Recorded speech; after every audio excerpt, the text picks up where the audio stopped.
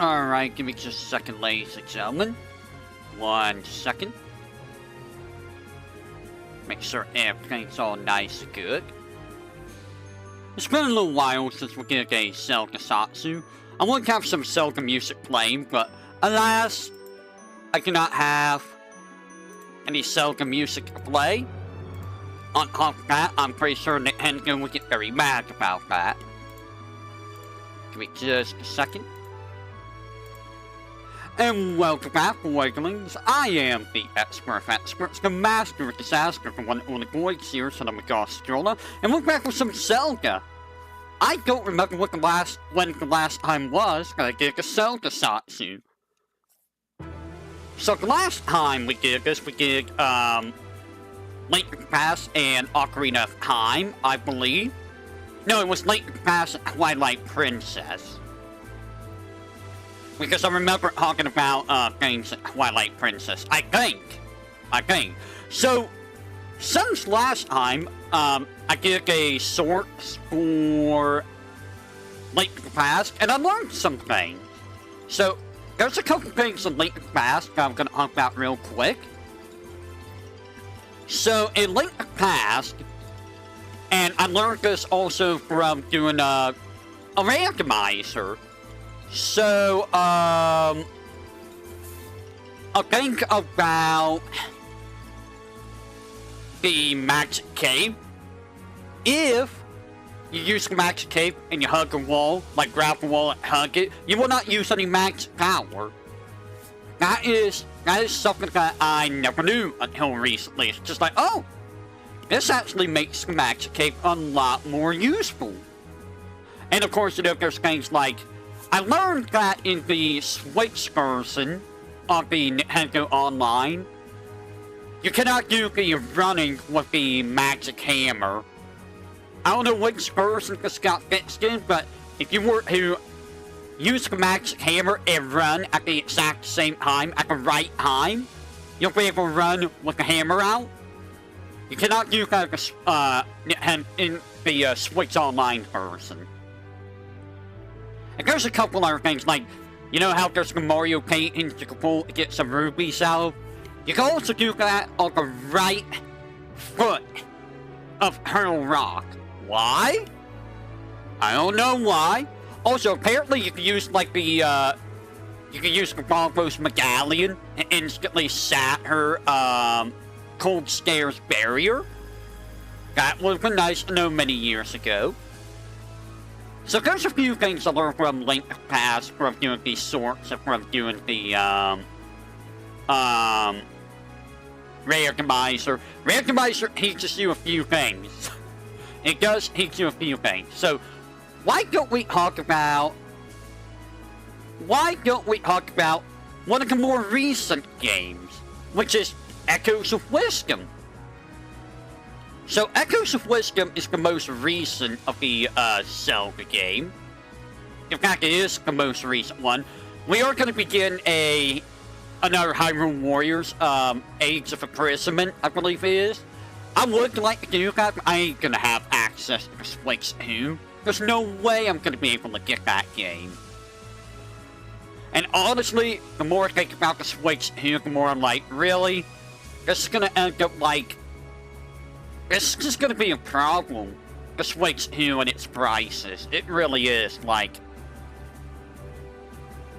80, 90 bucks per game? Are we back at the SNES era again? Like, there was a reason why it was 50, 60 bucks for so many years. Because the PlayStation normalized that. And now we're going right back to 80, 90 bucks because of Nintendo. Not exactly, fond of that. So, Echoes of Wisdom, it plays kind of like the remake of Link's Awakening, where it's more chibi-fied. It uses the same art style as Link's Awakening, which is an interesting style to go with, not gonna lie. But I think it works well for the game. I probably would have liked it more if it was, you know, more like, say, a more standard, style game. But I need to hop down for this type of game. Otherwise, it probably wouldn't work as well. I mean, it probably could have still worked in a more realistic style. But, you know, I think the hop-down chippy style works well enough. And honestly, I think Echoes of Wisdom was a pretty good game. Oh, it uses the same game engine and arts. Yeah, there it is right there. So this came out in November. It took me a while to get this game. It took me a long while to get this game, actually. But, it was definitely worth it. A long while. I got this for like Christmas or something. That's only like a month later. But, it features Zelda as the main character for once. I think it's the only mainline Zelda game where Zelda is the main character. I don't think we can count Age of Calamity as one, even though it feels like Zelda's more of a main character than Link. More like a duologist, or whatever you want to call it. You know what I mean. But it felt more like her game than Link's in that one. Anyways, so your main gameplay, Zelda doesn't really fight. She doesn't, like, swing sword unless you go in, like, Link mode. Which is, you know, temporary. Because you have to meet her for that. Once that meter's gone, you gotta find the, energy shards, I forget what they're called, and refill it in order to use it, at least a little bit. So your main method of fighting is creating what's called echoes. So, like, copies of things you find in the world. This includes enemies, it includes items, it includes, random stuff you wouldn't really use anywhere else in the game. Honestly, there's so much stuff that you can make echoes of that it's like... Maybe they went a little too overboard with the echoes. Because I'm gonna be real, a lot of the echoes that I got every single echo in the game. And, like, I used, like, maybe 8 of them, maybe 10. Like, all throughout the game. Like, at the start, you're gonna be using things like rocks and pots as your main weapon. You might use, like, say, a slime. But after that, like, I used the P-Hat for almost everything. The P-Hat was such a good echo to use. Did it die a lot? Yes. But it was still such a good echo to use. The Wolf Boss is honestly a pretty solid choice too, but like, one of the other issues is, until you get enough dungeons done, power up, try, you're gonna have a bit of a hard time getting to use a whole bunch of echoes. And some echoes just break the game, like the bed. It's hilarious how much the bed breaks the game. It's just like, yep, just gonna make a bed, and I'm just gonna go wherever I want with the bed. It's hilarious. Give me just a second, if you will. 1 second. 1 second. 1 second.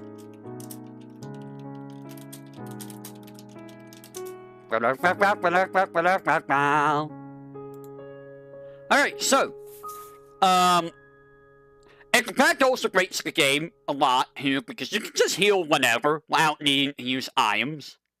It's just that good. It's honestly that good. And when you get Zelda's bag, which isn't until much later in the game, you just get super healing. And if you have the pajamas, even more super healing. And you can heal in the middle of boss fights too if you're good enough.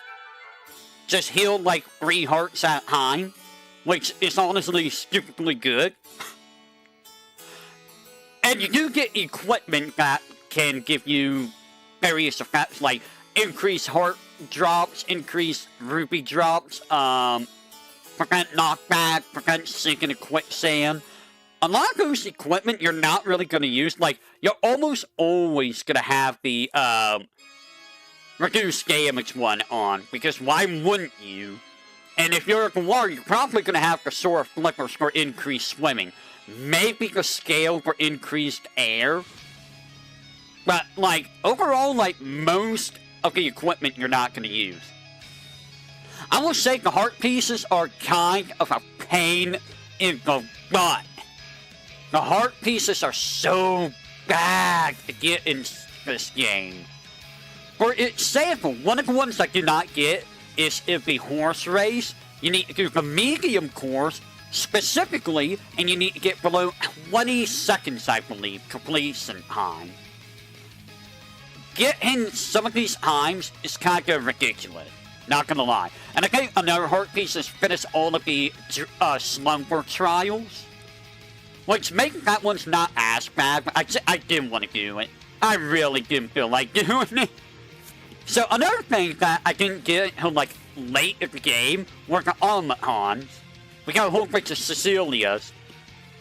I don't know if those are worth anything, to be honest. Because, I'm gonna be real. The fact that they can break makes it less desirable to me. What do you mean this Triforce Heroes is... So this comes after Heroes of the Kingdom and Triforce Heroes, but before the first Zelda. Really? So this comes before the first Zelda now, huh? But it comes after Heroes of the Kingdom. I mean, to be fair, it does have a whole bunch of Heroes of the Kingdom, Breath of the Wild, locations and stuff. It does have Mount Lanayru, it does have Elgin Volcano, it does have the Aurora Wetlands. It does have a whole bunch of stuff from, you know, that era. I don't know about Triforce Heroes, I know nothing of that game. Apparently, I guess that's the Fallen Hero timeline, both of those games. I'm not sure. But yeah, the automatons, not really worth it.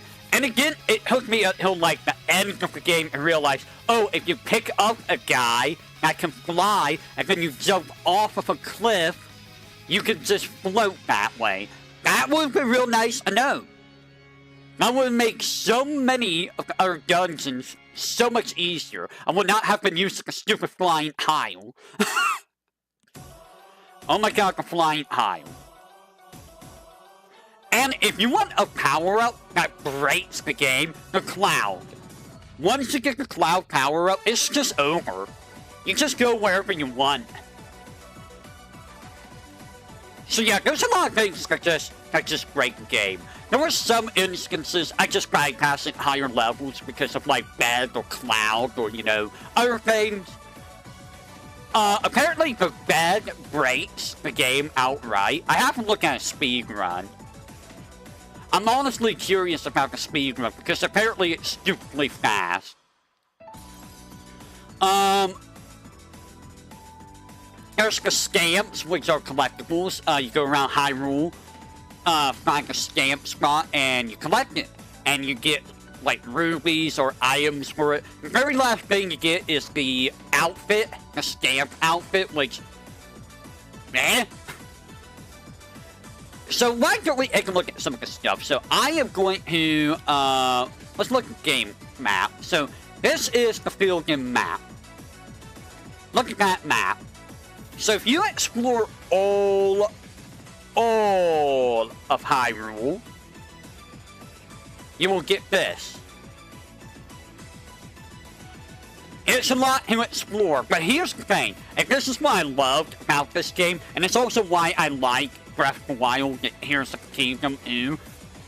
I love exploring. I just love exploring. It's so much fun. There goes my connection for some reason. That's probably YouTube. But yeah, like, there's so much nooks and crannies to explore in this world. Now, it's like, I never got tired of looking around. It's like, can I find something cool here? Now, granted, I like doing it more in Here's a Kingdom Breath of the Wild, because you never knew what you were going to find in that game. You never knew what you were going to find. It's like, oh my god, there's a shrine here? Holy crap, there's a treasure chest here? Why is there a side quest here? But yeah, it was just fun to go around this Iron World. I think the area that kind of sucked the most to go through was probably, Laneru Mountain for a little bit. I mean, the wetlands, it was simple. Hyrule Field, simple. Kasora River, simple. Like, honestly, a lot of the places were simple. Elder Volcano was kind of annoying. A little bit.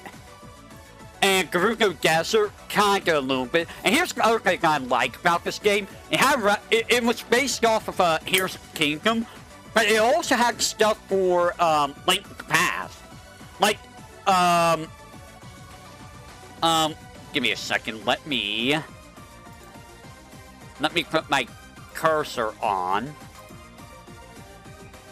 Where did it go? Why is it gone? But, for example, like... Oh my god. Fine, I'll do this. Ah! Like, for example, right around here is the Desert Palace in, Link to the Past. And then right around here... Like, here's Hyrule Castle.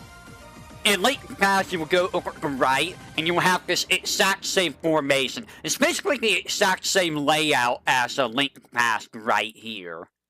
Exactly the same. Actually, a lot of this is the same as Link to the Past. Because, Lost Woods is basically in this same area. Kakariko Village is around over here somewhere. Well, normally you would go... Yeah, Kakariko Village would normally be around here. It's over here this time.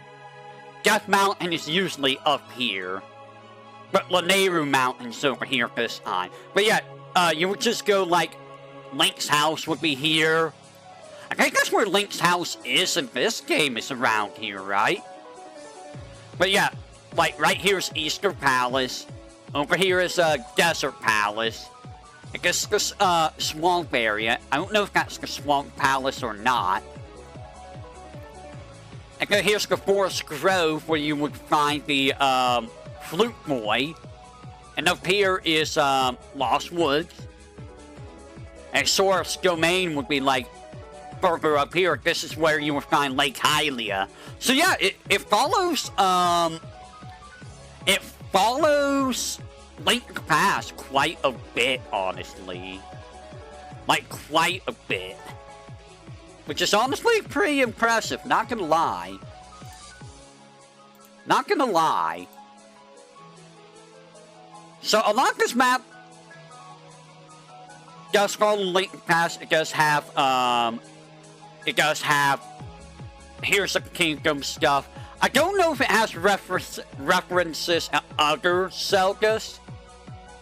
I'm not sure 100%. I mean, we have Nehru, Din, and Furore, which, I mean, that was since, Twilight Princess, Ocarina of Time. So there's the map, and then you get all these echoes. Let's talk about the echoes, shall we? So, we get the cave. You, like, a lot of these, again, you're not really gonna use. You can use some of these to distract enemies away from you if you want to sneak around. Like, you can take the pot and throw it to make enemies go where the pot Saturn and sneak around them that way. You use the beds to heal up. The old bed takes the least amount of power, 1 power, but it heals you the slowest. Meanwhile, Zelda's bed's like 3 power, but heals you like 3 every so often. The decorative shrub, if you use this with the boulder or the rock. You use the rock, and get up a decorative shrub. That's usually how you get up in higher places a lot faster early on. But honestly, you'd be better off using a whole bunch of beds if you can. Honestly, the bed is the best way of getting around. Early on. You can use the rock if you need to get to like a... Well, actually, I think the rock's the same height as the bed. Just a lot smaller. And the bed's good for bridging gaps between, like... gaps. You can also use the pots to hide in and sneak around. I never really did that. Never really had a reason to. Also, the reason why the bed's also good, you can summon the bed inside the gate. You can use the bed to press switches. It's honestly very, very good. It's very versatile. It lets you get around a lot faster. It lets you get switches out of reach without having to do puzzles. It does a lot, and it heals you. You can't forget the healing. I don't know what the sign is for. Like, why do you need the sign? The ice block... I'm not a big fan of the ice block, just because of the ice fish. The ice physics in this game are atrocious. I do not like the ice physics at all. Again, some of these are just like event-only stuff, like a grilled... Like, I don't know what you're gonna do with the grilled fish. And I think the meat is used for distracting enemies. Also, I think this is reference to Zelda 1. Because it does that in... No, it does that in Zelda 2. No, does it do it in Zelda 1 too? Like, you put the meat down and it makes enemies go towards the meat? I think it does the same thing here. The carrot, that's for getting your horse, I think. Again, the water block. The water block's another one that kinda, you know, makes or breaks the game a little bit, I think. Not as much as the cloud. The cloud is, you know, the best thing. And then you get all these statues, like statues, orbs, a whole bunch of event stuff, which, I mean, outside of the event, you're never gonna use these. Trampoline, I never really found a use for the trampoline. I'm gonna be honest. The trampoline kind of felt not worth ever using. And there are uses for the wind cannon. There are uses for the wind cannon. I just never had to use it because, you know, never had to. But the wind cannon can't be good for pushing enemies into pits. Or, you know, maybe you want to keep the enemy from getting close to you. And then there's the flying tile, which it's a bit iffy. Not gonna lie, it's a little bit iffy. And then the broken cloud. The freaking broken cloud, dude. It's so good. It lets you go everywhere. At one cost.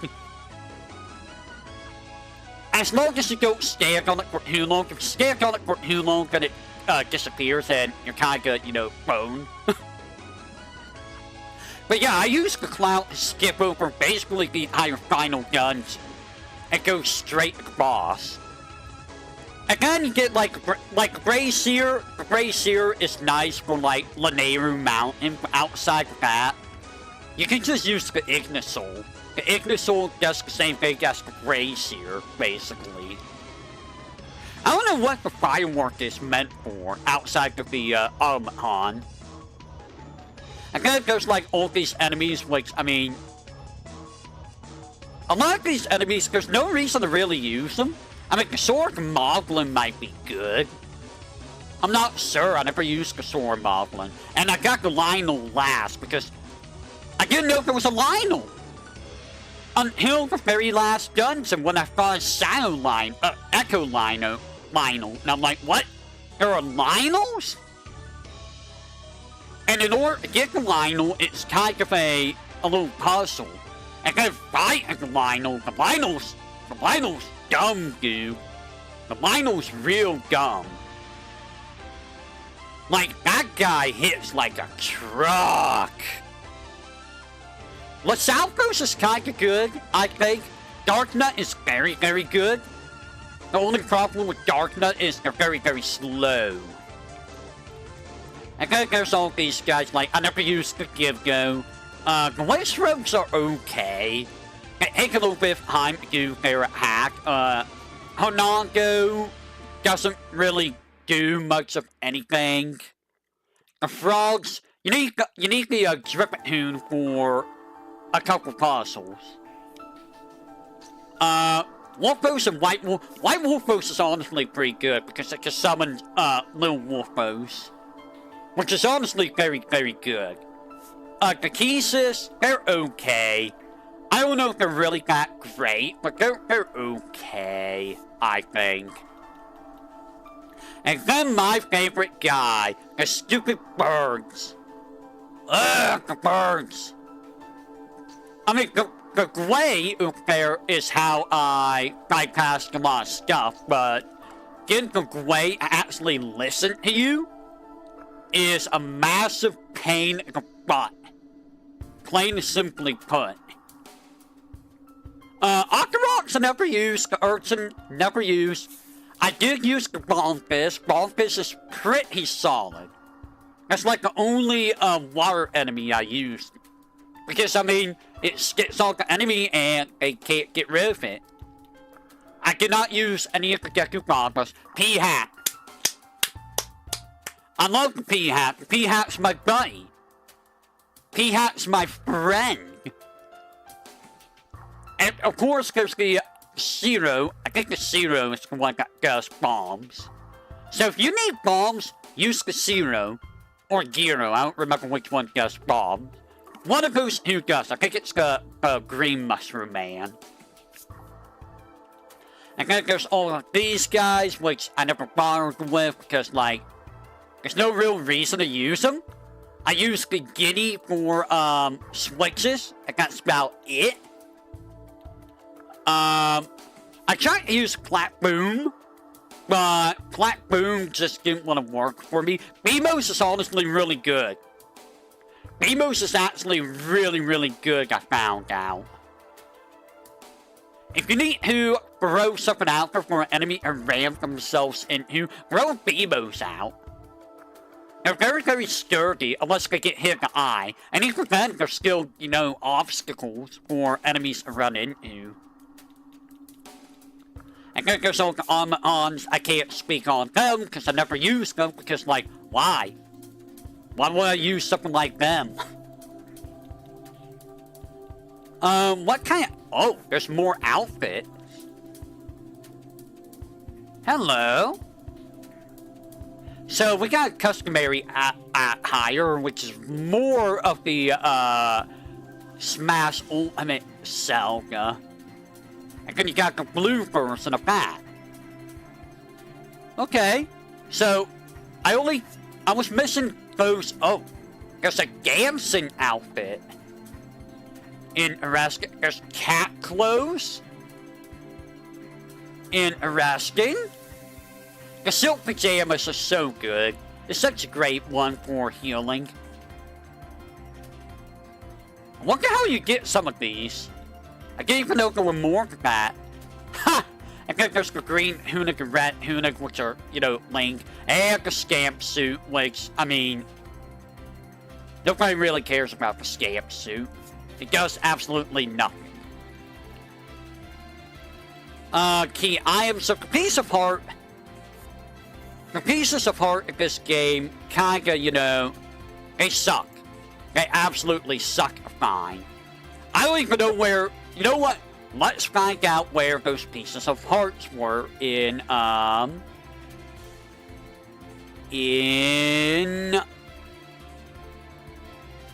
Can I? I don't think it's gonna tell me where they're at. It is not gonna tell me where they're at, sadly. Again, you get a whole bunch of, you know, items. Why'd you throw me all the way up there? Don't throw me all the way up there. So you get a whole bunch of key items. The Might Crystal, I don't know how you get all the Might Crystals in order to fully power everything up. I really don't. It looks like everything goes up to level 3, so you need 20, 40, 60. There's 60 just for level 3. 90, 95, I would say about 150 you need, maybe. The fairy ball you could get, I think, 3 or 4 of them. I think I accidentally found them all. I could have sworn I had the fairy ones and a guide and a game mode. I think I only game over once to be a higher game. Like, this game, it's very hard to game over in, which makes it pretty easy. So, here's the accessories. Let's see which ones I did not get. So, I got the flippers. Lets you swim faster. You're going to be using this a lot when you're in the water. There's the Sora Scale. Lets you breathe more underwater. Or longer underwater. Probably also going to use this. The Sandals prevents you from sinking in quicksand. Outside of the desert, you're not going to use this. The Gold Sash prevents you from being windblown. I don't think I ever got that. That would have been nice in a couple areas. Climbing fan. Climb ladders and walk. Rock walls faster. I don't remember if I got that. I think I got the Goron's bracelet. Maybe I got the climbing band. Maybe I didn't. I don't remember. Goron's bracelet I did get, which lets you carry things faster. I mean, meh. Really? You don't really need it that much, except maybe for a couple puzzles. Spin brace. Knockback boost got you hit with a spin. I did get that. That's for like the little whirl Zelda does. I think. But like, you're not gonna really use that. Ice Spikes. Prevent slipping. I don't think I ever got that. That's probably from the minigame on Laneru Mountains. I ignored some side quests. I did not feel like doing the side quest. Maybe if I do Platinum Sunday, I'll go back and try to get this stuff. Frog Ring lets you jump higher. Honestly, I feel like the Frog Ring caused a little bit of issues in regards to using, like, clouds. Because I would jump too high and then go over the cloud. Horses are excited by it. The Charlton Horn, I don't think I saw this item. Maybe you get this from the horse minigame? I'm not sure. I don't think I ever saw it. Reduces knockback. I did get this. And I never really used it because there was no real reason to. It helps you wipe the clockwork key faster. Did I ever get this? I'm not entirely certain. I did get the first mastery. I don't think I got the second mastery. And I did not get the final mastery. These are all from the Slumber Dojo. Final mastery is probably from doing all of the Slumber Dojo stuff. As well as a piece of art, probably. Might Bell. It rings when it senses a Might Crystal. This is if you do all of the Ruby stuff with Great Fairy, I think. Or it's for doing her side quest. I mean, it's okay. The problem is finding the Might Crystal. If you're trying to get all the Might Crystals, have fun, because some of those are really well hidden. Makes hearts appear a little bit more often. This is honestly a very nice thing to have if you don't have a good way of using that. And then the Heart Barrette, which makes hearts appear more often. Very nice to have if you need to fill a slot. And then the silver and gold roots makes rupees appear more when breaking objects or defeating enemies. If you're trying to get money faster, have both these on. Honestly, I don't know if you need both on. You might be able to get away with just the gold, but you know. And then there's the energy glove, energy belt, which gives you more energy for link mode. I didn't really use this. I didn't see a real reason to. I mean, link mode is very good, but it's not really necessary. And then there's these, which is from doing the Smoothies side quest. Makes smoothie ingredients and monster stones appear more often. Which, if you're trying to do all the smoothie stuff, they're not bad to have. If you're trying to fill out all the list and whatnot, give me just a second. Alright, a second. Give me just a second.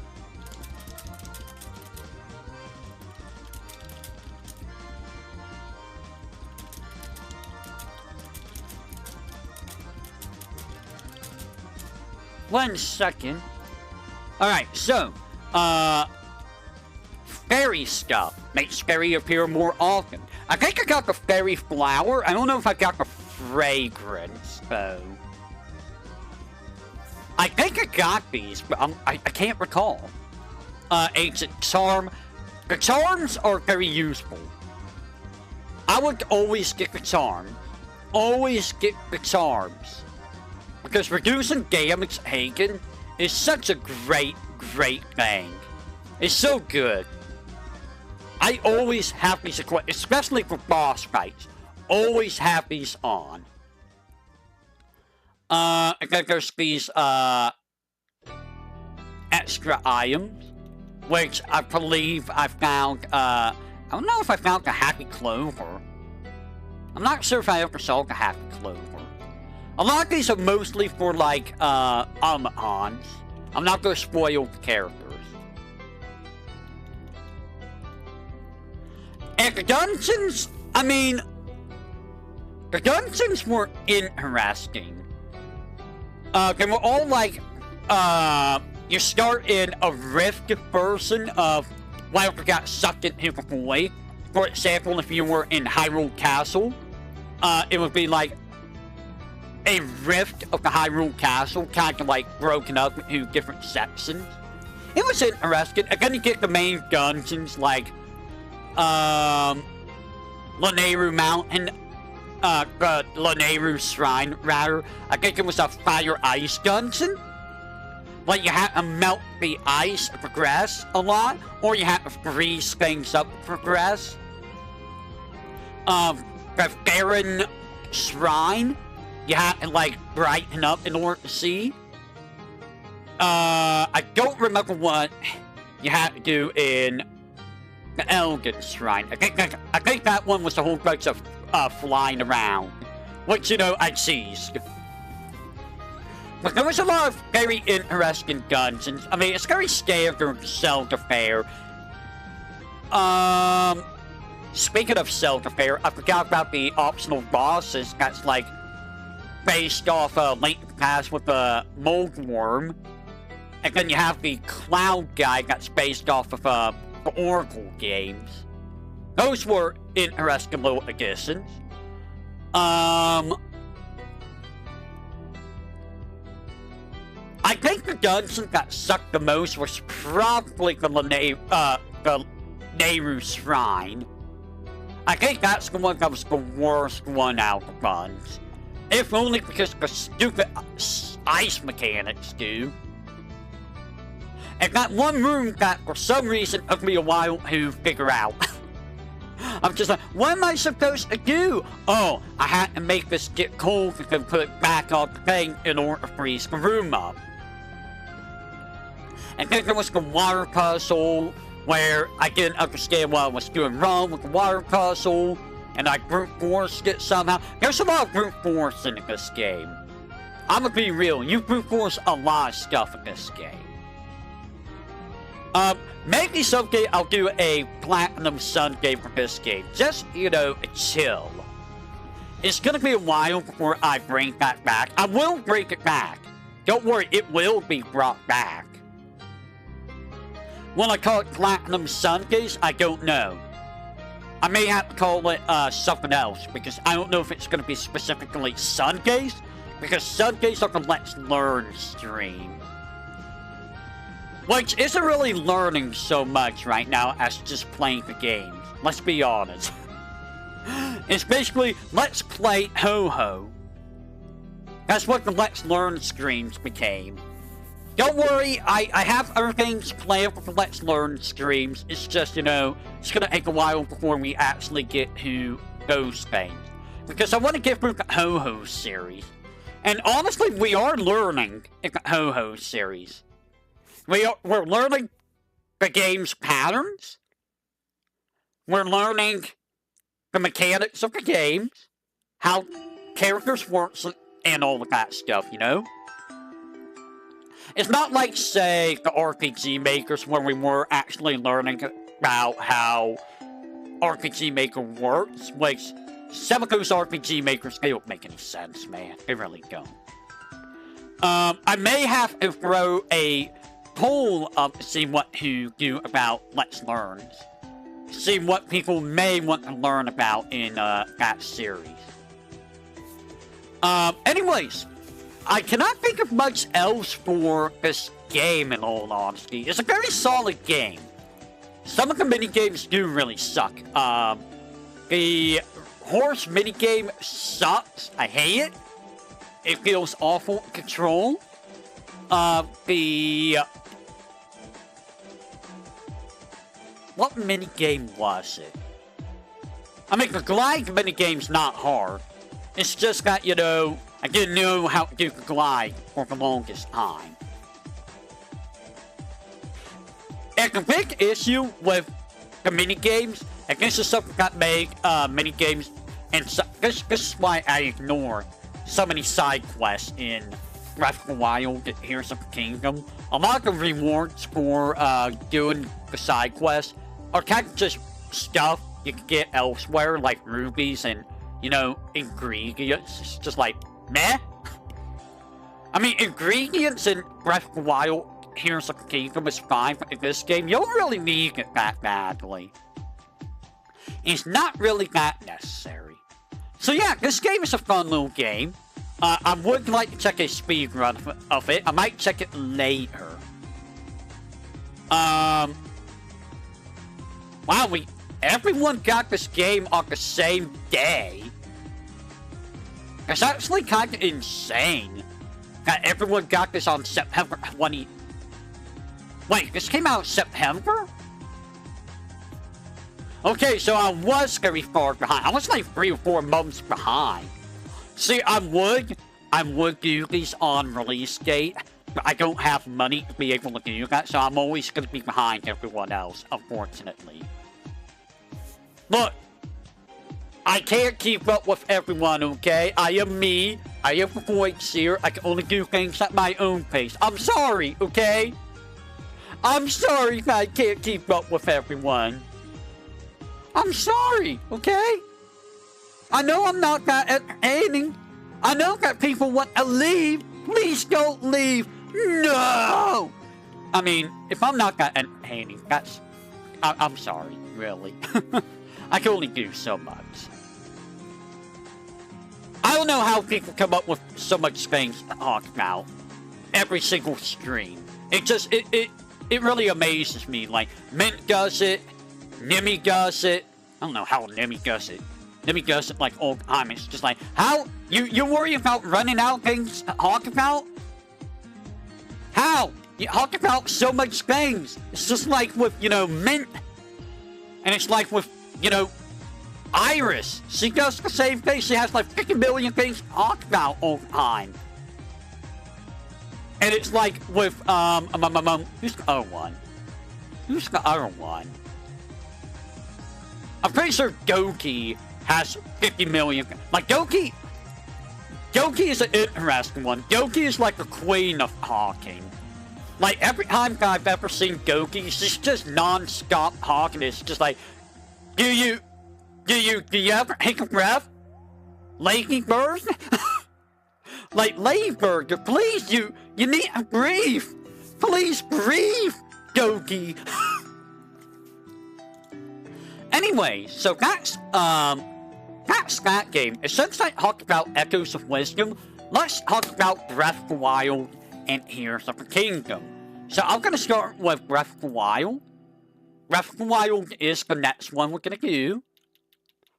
This one I have a little bit to talk about, but before we delve into this, I need to go make sure that Papanomic is awake. So give me just a little bit, please. Just give me a little bit.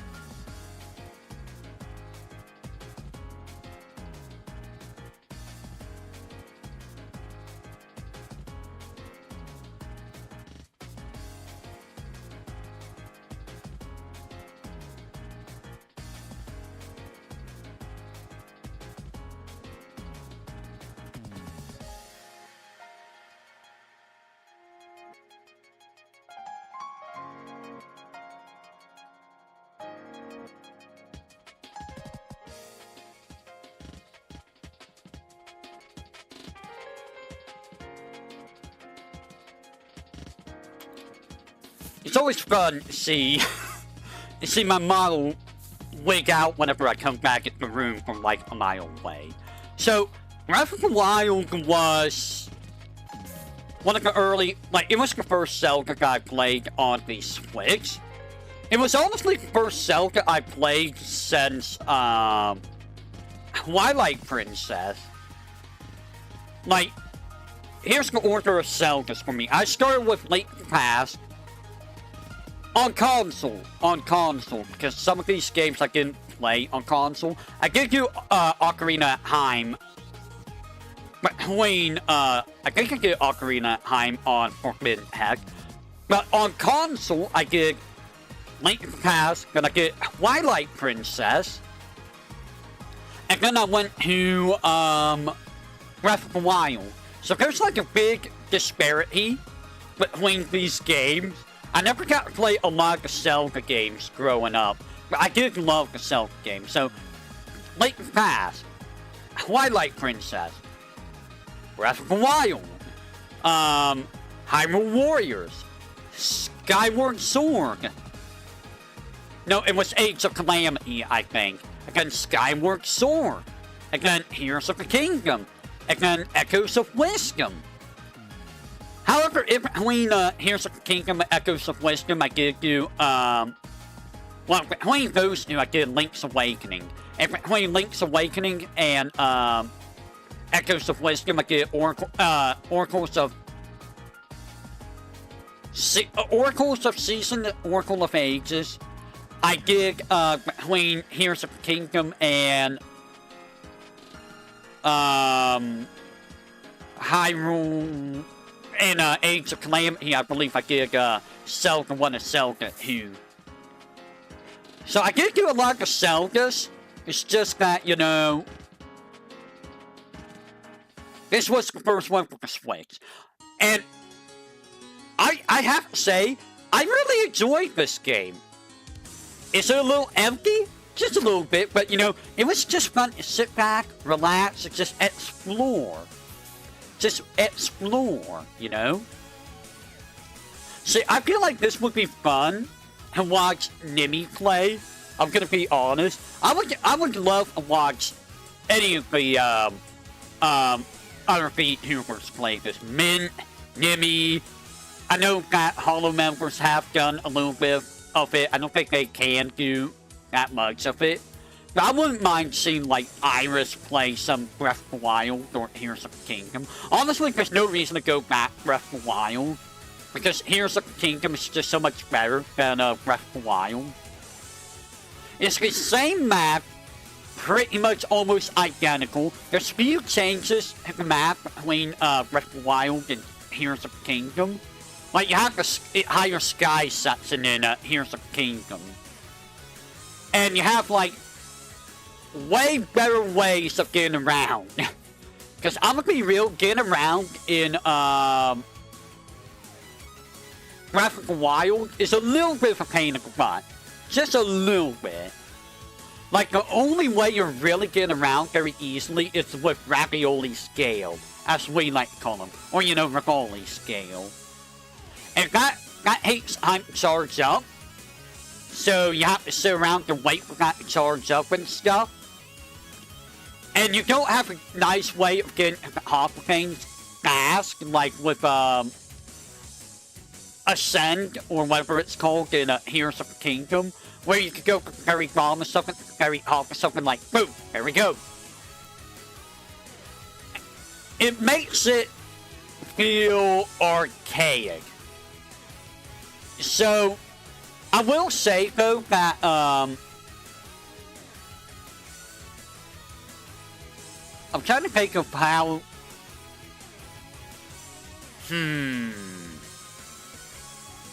Were there anything in Breath of the Wild that you could not do in Heroes of the Kingdom? I mean, the memories were interesting in Breath of the Wild. You have that in Heroes of the Kingdom as well. So I guess, you know, I think it's more interesting to see what happened in Link's past in Breath of the Wild, as opposed to what happened in Heroes of the Kingdom. Because, I mean, seeing Zelda in the past in Heroes of the Kingdom, it wasn't bad, but, like, I feel like it was more interesting in Breath of the Wild. I'm gonna be real. The champions in Breath of the Wild were not as interesting as the powers you got in Heroes of the Kingdom. You could use, I think you could use the party members in battle in Heroes of the Kingdom, but, like, there's no reason to, in all honesty. And I think they nerfed how Flurry Rush works in Heroes of the Kingdom, because I swear in Breath of the Wild, you could do Flurry Rush and it would not wear durability out. Maybe I'm mistaken. I could be mistaken.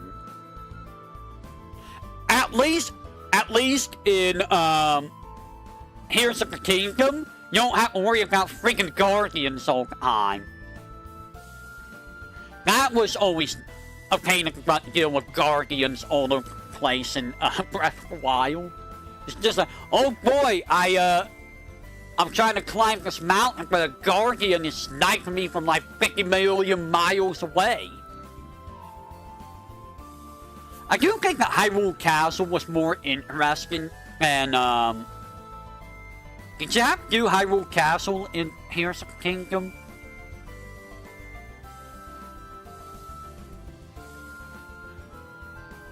You know, I don't remember if you did get Heroes of the Kingdom. I think you did.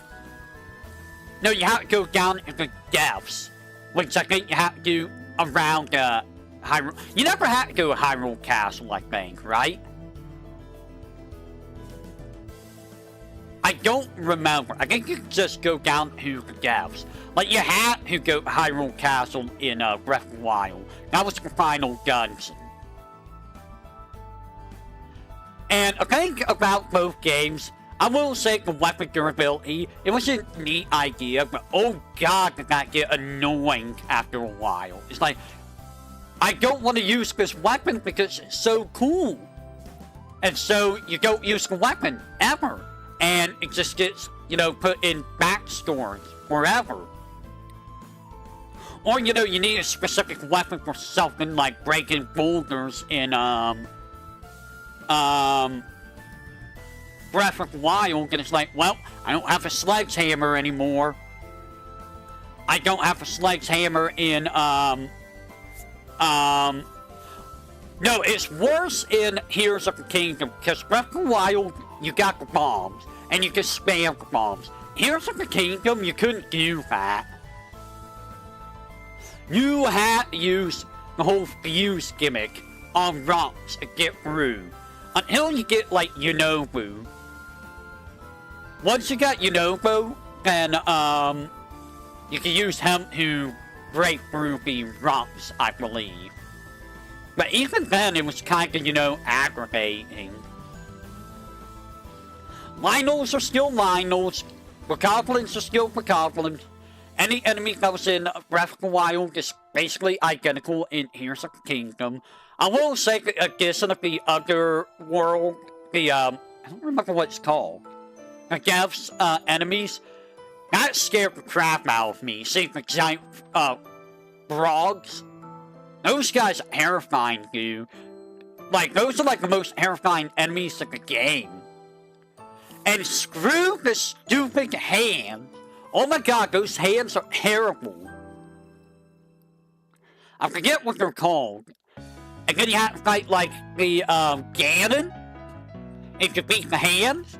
That Ganon was a precursor to the actual Ganon fight. That Ganon sucked, dude. And it usually wasn't even worth fighting, I feel like. I don't even remember what you got. Well, you got some of the, Ganon items. That's the only way of getting some of the Ganon items.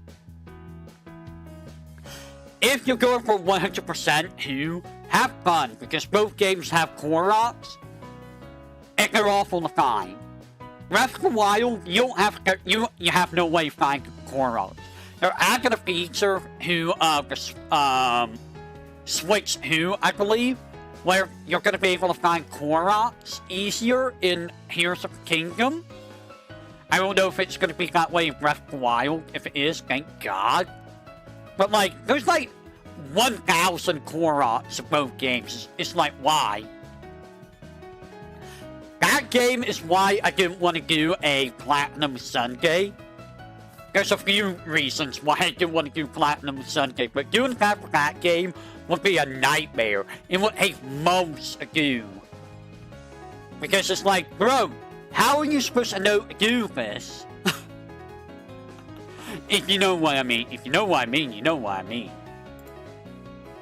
Give me just a second.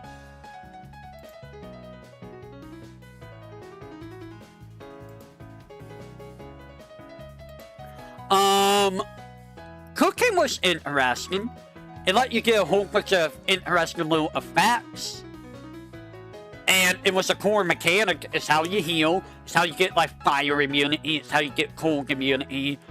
A bunch of other buffs that honestly was really nice. Glide, more gliding, more climbing. It really, really was a very interesting mechanic. Get the ingredients on the other hand, that was a little bit of a pain in the butt. Not gonna lie. That was a little bit of a pain in the butt. And I think some of the equipment you can only get through amiibos in this game, which honestly sucks. It really, really sucks. Because it's like, man, I would really love to have that giant, Twilight Princess sword, but I think that's locked to amiibos. Now, you can get easier in Here's the Kingdom. Which, yeah, you want to get the stuff, but you also don't want to use the stuff. Because it's like, I don't want to break this cool looking sword. I don't want to. And dude, let me see if I can find the map. Does it have a map? I wonder if there's a map here. There is no map. I am disappointed. Can we have a map? And it's so, you know what else makes this game even more amazing? It started on the Wii U. The fact that this is a Wii U port on the Switch. Like, the Wii U was able to run this game that much? And I will say, I saw some of this game on the Wii U when I was working at one of my previous jobs. It's I was looking at the Wii U pad, and I'm just like, why? Why can't we just use a regular controller on the Wii U? Why does it have to be the pad? Not a big fan of that. Not a big fan. I'm not a big fan of a lot of things when it comes to some consoles. But anyways, combat was pretty okay in Breath of the Wild. It's handled a lot better in Here's the Kingdom, I feel, because you can do other things in Here's the Kingdom, like create contraptions to fight with you, assuming you have the resources to do it. In Breath of the Wild, you had your bombs, you had what are the rune abilities? You had Magnesis, you had Cryonis. Stasis, I don't think really did very much, honestly. Like, I wasn't very big on Stasis. Cryonis was nice for the water one. Magnesis was very nice for, seizing a bunch of things. And of course, you know, bombs being bombs. You can seize a lot of stuff with, bombs. And the dungeons. This is where people had a lot of complaints about the game, was you have 4 dungeons, technically 5. You didn't really have to do anything but Hyrule Castle. If you get everything outside of Hyrule Castle, then you would get the good ending. Well, technically, to get the good ending, you have to do, all the dungeons and get all the memories. If you get none of that, you'll just get, you know, a bad ending, technically.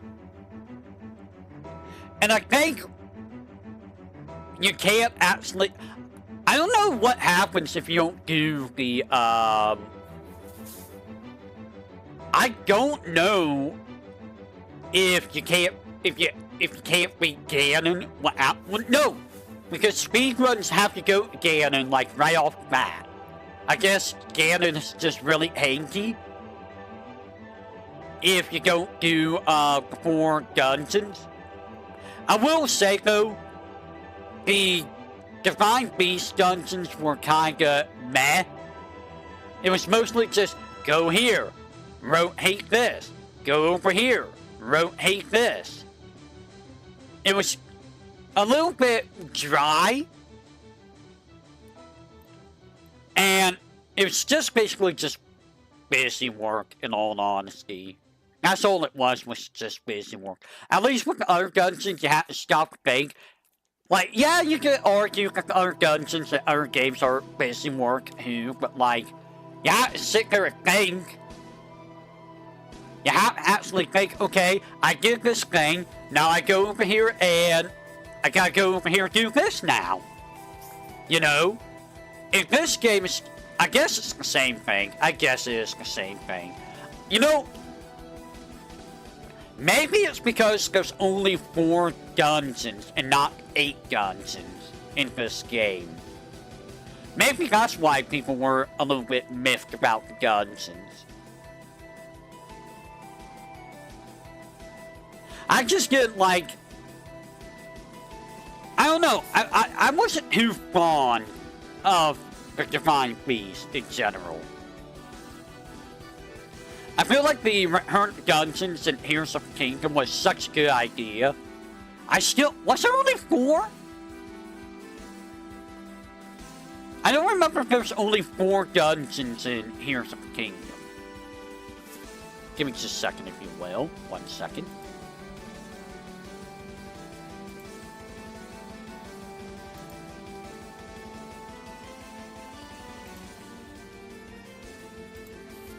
But yeah, I did enjoy exploring in both games. It was a lot more enjoyable in Heroes of the Kingdom because you can make like the one engine floating device, assuming you can get the stupid thing to work right, because let me tell you, getting that thing to work correctly was a pain in the butt. But oh my god, when you got that to work, it was amazing. Because exploring the depths without it is a pain in the butt. It really is. But it's just fun to just go around the higher world and just, I'm gonna go there. I'm gonna go there.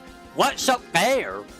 That's what made Heroes of the Kingdom so interesting, is they acted more like a sky. And you wanted to explore places, or maybe you didn't because there was a King Gleeok up there. You're like, I don't think I really want to fight a King Gleeok.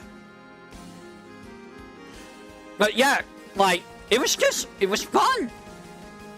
Because it's like, oh man, what's under the ground here? Oh man, what's over there?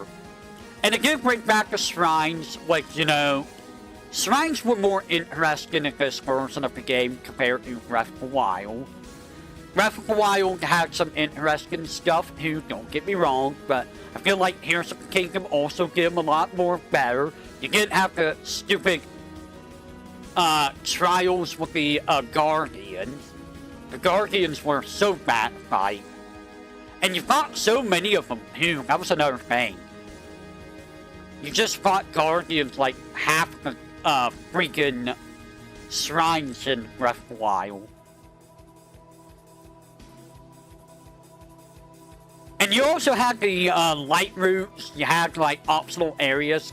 You had a lot of references in Heroes of the Kingdom compared to Breath of the Wild to previous games.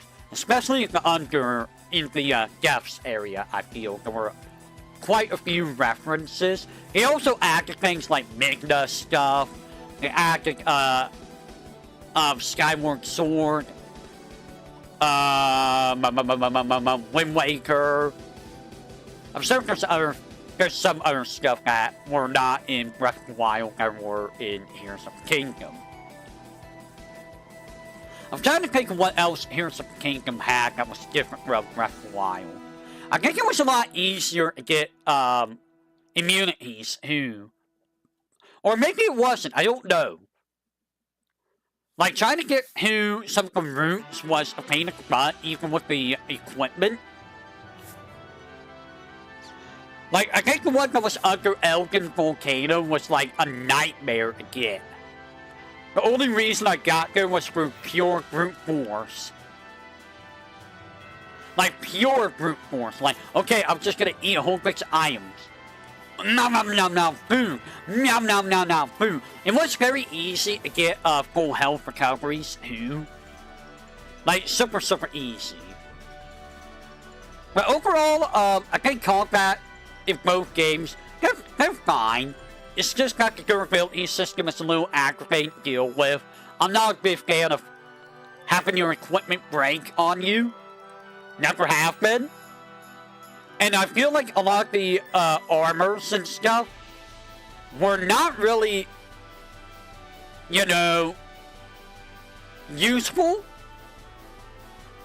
Could you upgrade armor in Heroes of the Kingdom? I forget if you can. I know you can in Breath of the Wild. I forget if you can in Heroes of the Kingdom. You probably can. But like, upgrading stuff was a nightmare, dude.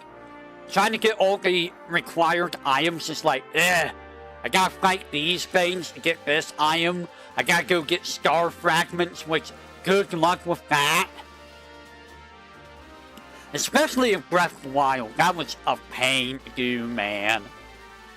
And then you're trying to get dragon parts. You can't forget the dragons. Oh boy, dragon parts. Oh boy, dragon parts.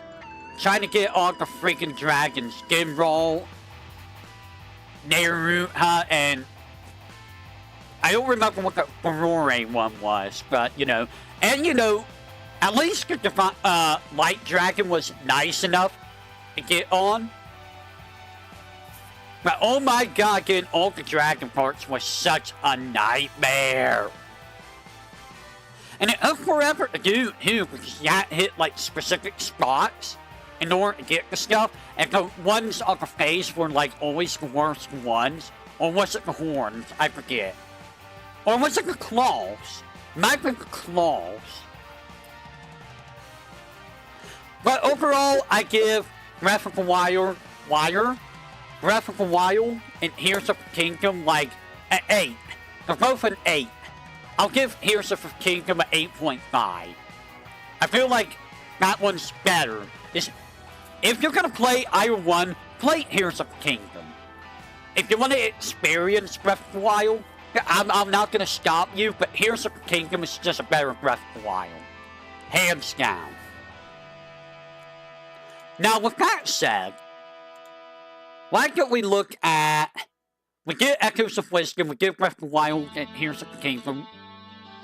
Let's look at... What do we want to look at? You know what? I want to look at Skyward Sword.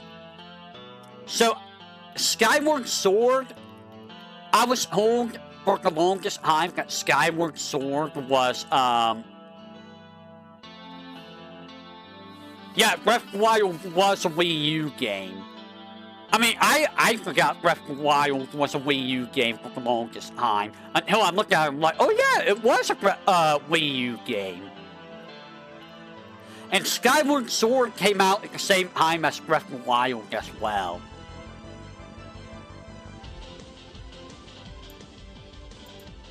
So, Skyward Sword, people said was not a very good Zelda game. I understand why they say that. Getting around that game is a bit of it's a little clunky, to say the least. And dealing with the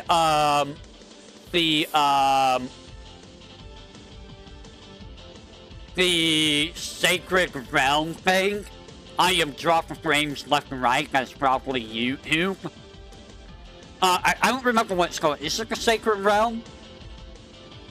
You know, the one where you have to collect, like, sacred drops or whatever they're called? I don't remember what they're called. But, that section was kind of annoying. It's a thing that I'm glad that they got rid of. I think they brought back for... No, it came from Twilight Princess. They brought back this game. And I really wish they did, because it was... I think it was timed in this game. Yeah, it was timed in this game. So, if you didn't get everything in a timed manner, you had to redo it, and it was a pain in the butt. It was a massive pain in the butt.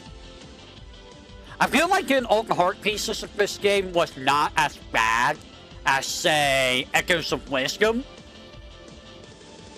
But I don't remember this game very well. I only played through it once, and that was good enough for me. I didn't really want to play this game very long. Man, YouTube is just like crap bad right now. Overall, I feel like the combat was just okay. Like, it was like Twilight Princess, but kind of watered down, if that makes sense. I also feel like it's had issues in combat. If I recall correctly, there was some issues in the combat. Yeah, YouTube is it's just acted up. Here, YouTubers are my ISP. Oh yeah, it was the flying around part of the game that was kind of like, eh. So in order to get this to locations, you had to fly around specific areas, and flying was unintuitive. It was honestly kind of crappy to do. I did not enjoy flying around in this game. Because you have to fly around and get different islands or different areas of the ground levels, and it just sucked. It sucked. I mean, it was interesting, but it sucked. And the ground level was kind of like self-contained. You could go from one part of the ground level to another part of the ground level. You had to go back to the sky, and then you had to fly to some other area of the sky and get to a specific area of another ground level. Sometimes that's the only way to get to a specific ground level, and it's like, ugh. It sucked. And the dungeons were kind of... I don't remember the dungeons very well. Why don't we take a look at the dungeons? All the dungeons were on the ground level, too.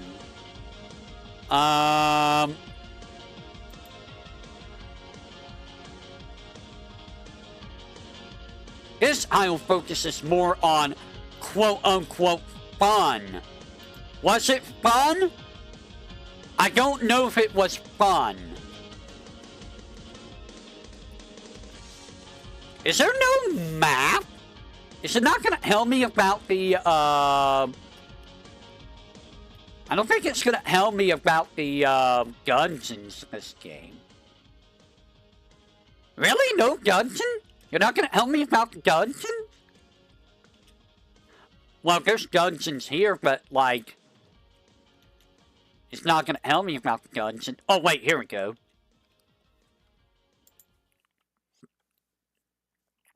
So, here we have the dungeons. 1, 2, 3, 4, 5, 6, 7. We got 7 dungeons.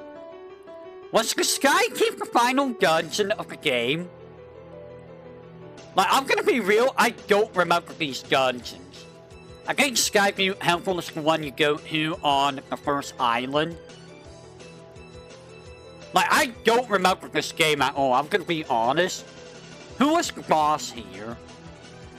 Boss was not Monkey, right? Oh, yeah! That's the other thing, I forgot about that. Did you have to go through each dungeon twice? Like, you have to do the full dungeon once, and then come back to the dungeon, do another part of the dungeon. I think that's what you have to do with this game, right? Which is like, ugh! Who was the boss here? Was it Goma? No, it was Girahim. Girahim was the first boss.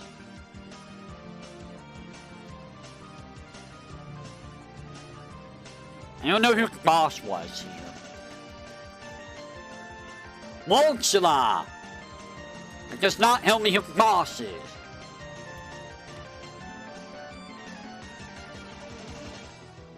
And you fight Stalfos in the second visit. Okay.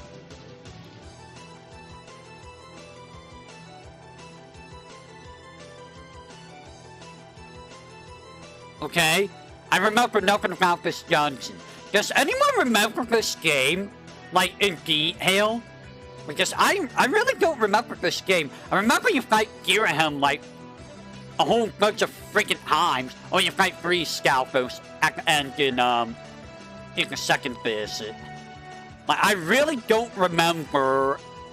I don't remember the bosses of this game. Earth Temple. I don't remember... Did you fight Girahim here? Oh, it looks like, yeah, I don't remember any of these guys.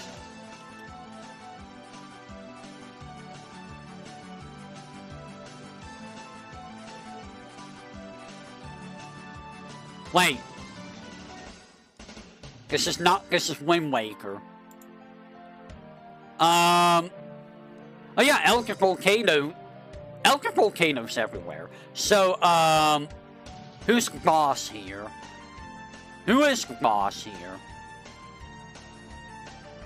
Skullgera. You can have the Skullgera.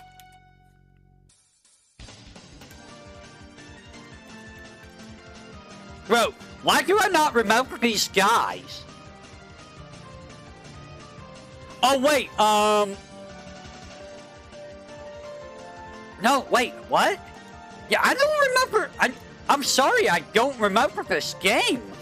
Like, at all.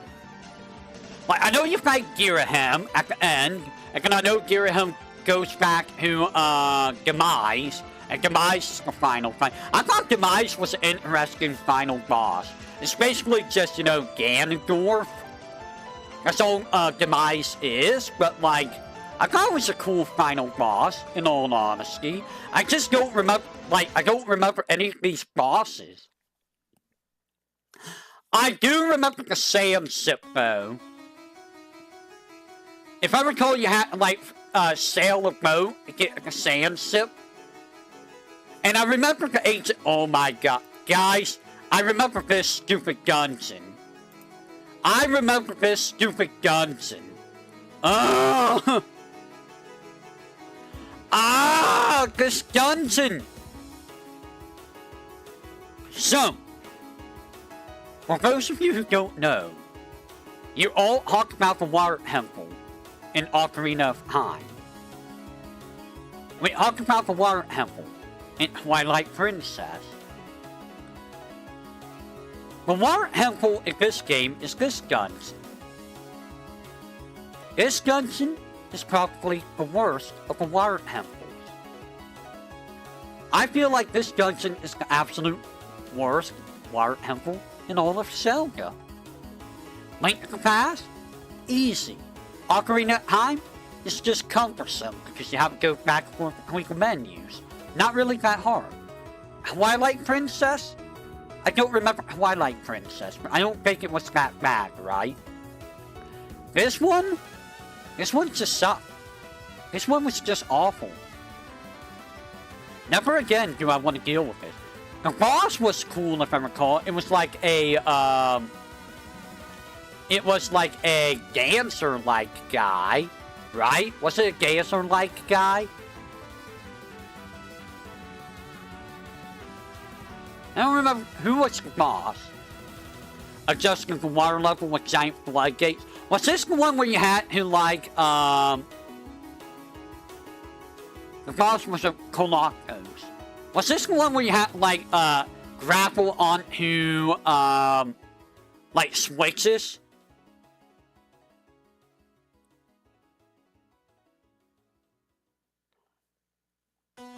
It was either this one or Twilight Princess, where you had to grapple switches and pull them down in order to, change the, like, how the stairs went. I forget how this worked. It's either this game or, yeah, I remember this guy. This guy was kind of cool, though. I want to say it was this dungeon, though, that had, those switches. One of those two was terrible to go through, though. And then you had, this place. It was either this place or Fire Sanctuary. Where you had to use, like, mine carts. I forget which one used the mine carts. I believe it was the mining facility. It makes sense. The minecart area sucked too, honestly. Like, the minecart sucked because... Or, this dungeon sucked because of the minecarts. And the sand sip dungeon sucked because you had to deal with, Guys, if I recall, this game also had, like, time shenanigans, right? I think this game also had time shenanigans. Oh, God. Yeah, I remember the time stones. I remember the time stones, yeah. This game had ideas, and they didn't work out very well. Oh, God, the time stones.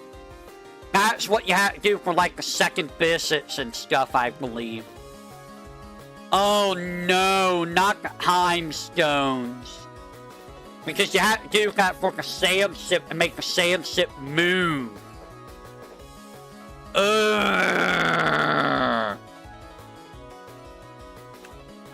Yeah, this game was not very great. I would give this game like a 6. This game gets like a 5 or a 6, honestly. I don't remember everything in regards to the game. Let me look at equipment. I'm gonna look at items. So a lot of these items, I don't remember. Like, what do the beetles do? Like, I don't remember the beetles. Gigging mitts, I don't remember those. And bows, I mean, bows are bows. Bombs are bombs. What do the beetles do? What? Do those, like, grab stuff? Oh, yeah, the beetles. Okay, they make it so that you put items and drag them. Oh, yeah. So, they were really trying to work with, like, motion controls in this game. I forgot motion controls. Yeah. So, yeah, motion controls. That is a thing that make the game less enjoyable. We don't like motion controls in our games. I don't remember, like, any of these items. Like, I don't remember the whip. I don't remember gust. Well, no, the gust bellows you have to use to get rid of sand. That's right. A stupid sand that you have to blow away. But yeah, like, a lot of this stuff, like, I don't remember this game very well at all. Like, I don't remember what the medals do. I don't remember, like, any of these items. Like, at all. Water! Like, I'm not gonna lie. Like, this game is probably one of my least favorite of the Zeldas. Like, Link Pass is gonna be up there. Breath of the Wild, Heroes of the Kingdom is up there. Twilight Princess is above this game. I have issues with Twilight Princess, honestly, but it's still above this game. Echoes of Wisdom, honestly, is pretty high up. I'm gonna be real. Echoes of Wisdom is very high up. This game's, out of all of the games I've talked about so far, this game is at the bottom of the list at the moment. There are games that are lower on the list than this game, but this one, not really one of my favorites. Would I want to go back to this game? Not really. I'm going to be real. Give me a second. So yeah, this game... yeah, there are worse Zelda games than this. These are all the Zelda bosses. I remember... Hey, do you remember any of these guys? Oh, I remember Moldorm. Yeah, you had, like, dig inside to fight the Moldorm. The imprisoned, yeah, I forgot about that fight. That was like a time to fight all the time. And you had, like, Bruce helping you at one point. I remember the Abyssal Leviathan, I think, because you had to go underwater for that, and it sucked. I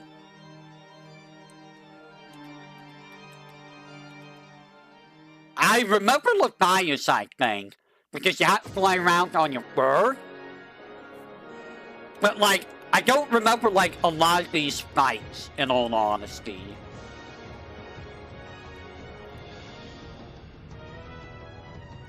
Demise is still really fun, though. Demise is still a really great fight, but, like, I don't remember most of these fights, like, at all. Like, they're just, like, kinda, you know, fair. They kinda just exist. And I don't remember it. But it's still like, I do remember it not being a very great game. In all honesty. I'm gonna be real. So what do we want to talk about next? Well, first of all, I'm gonna take a little bit of a break because I'm getting a little bit lightheaded. You guys tell me which game you want me to talk about next out of this list. Out of this list, I have Zelda 1, Zelda 2, Link's Awakening, Ocarina of Time, the Oracle games, and Link Between Worlds and Hyrule Warriors that I can talk about. So I'll let you guys tell me that in the chat. I'm going to take a bit of a break so I can, you know, relax a little bit. So I will be back. Let me know which one of these you wanna talk about.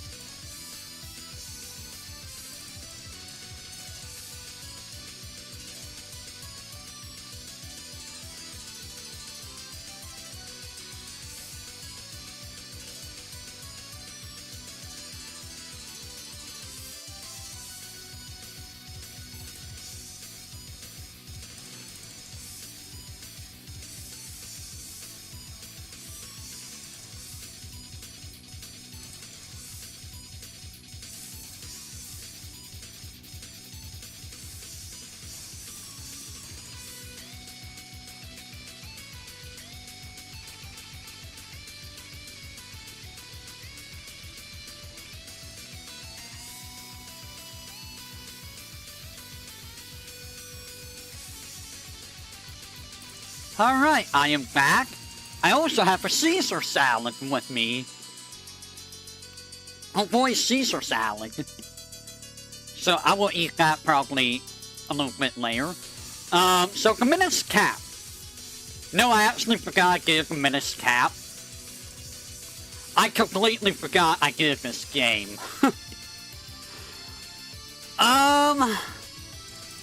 So the Minish cap was honestly a very good game. I thought the Minish cap was super great. Apparently it goes Twilight Princess. Interesting. Like, it followed the, Hoogie Zelda style really well. It felt very much like,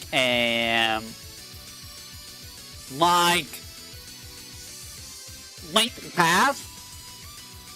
And it was still unique enough from Link to the Past. It kind of was like, you had your light world and dark world mechanic in the size change. It's kind of like that, like, it's the same map, but because you're tinier, it's much different. And I thought that made it so interesting. I thought it was a really, the way they handled the size mechanic was really good. And it made for some of the puzzles to be interesting, let's say. I never really felt frustrated with Minish Cap, I think. I mean, others may say otherwise. I don't remember being frustrated with the game, but like, maybe it was with a boss or two, because you know how I get with bosses. Overall, it controlled very much like it would in any other Hoogie Zelda. It honestly controlled very nicely.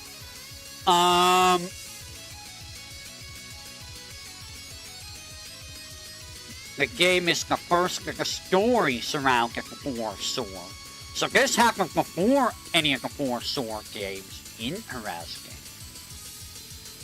Now, I don't remember the bosses, but I can remember some of the areas. Do I remember the dungeons? I mean, I'll take a look anyways, but like,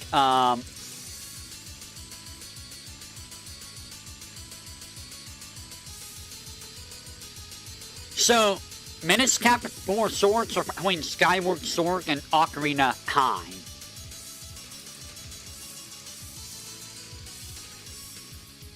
And 4 Swords Adventure is an incorrect sequel to Twilight Princess. Okay.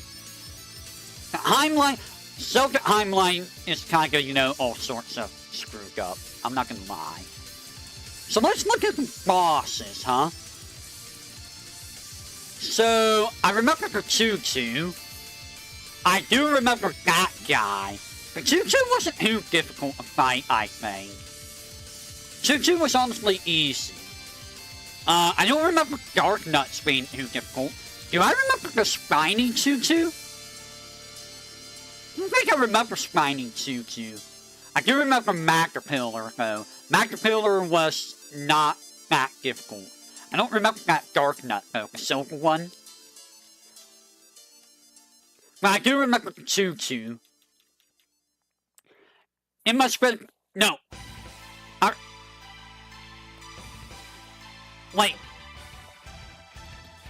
Oh, I was going to say, there's no way there's only 5 bosses, right? No, there's only, like, 6 bosses, technically.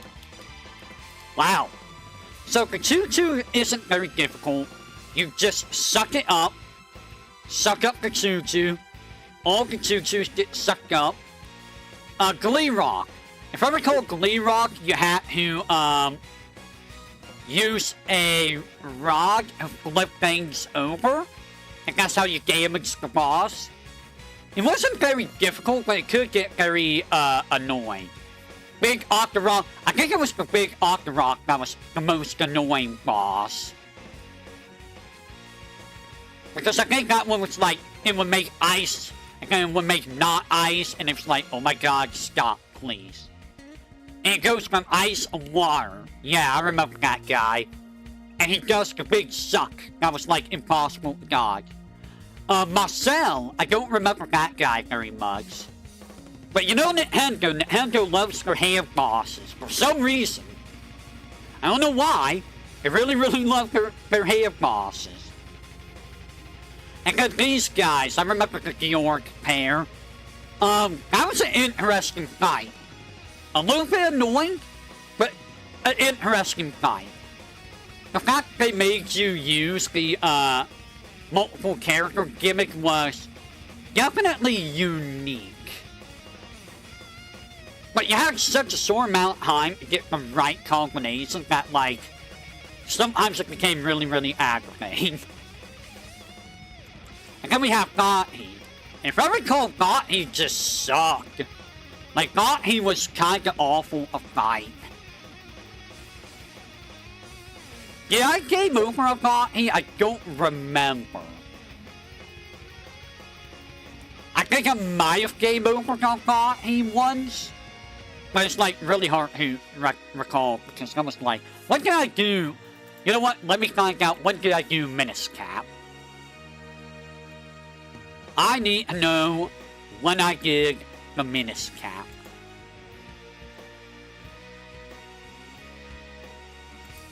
Give me just a second, if you will. Alright, Minish Cap. I did... What?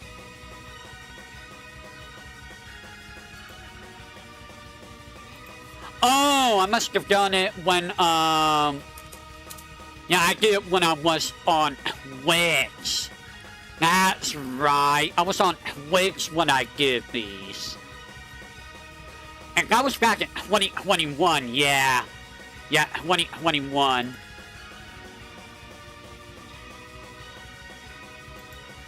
So, 2021 is when I did, Minish Cap. It's been that long? Bro, I don't remember it being that many years since I last done it. It's been 4 years? Really? Time sure flies when you're having fun. And let me tell you something, I do not miss streaming on Twitch. Because if I was having connection issues I'm having now on Twitch, and if I lost connection at all on Twitch, it would split the fog.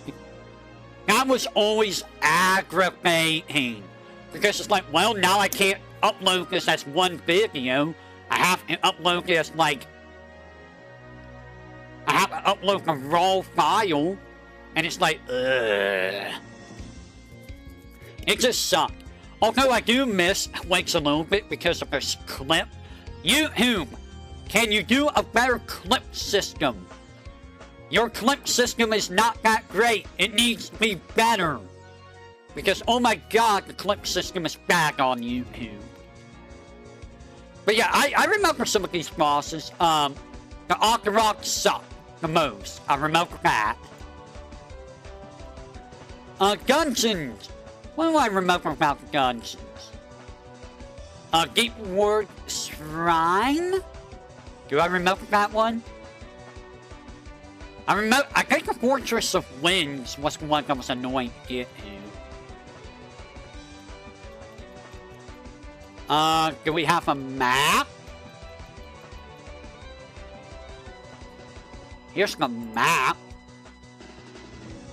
That's like...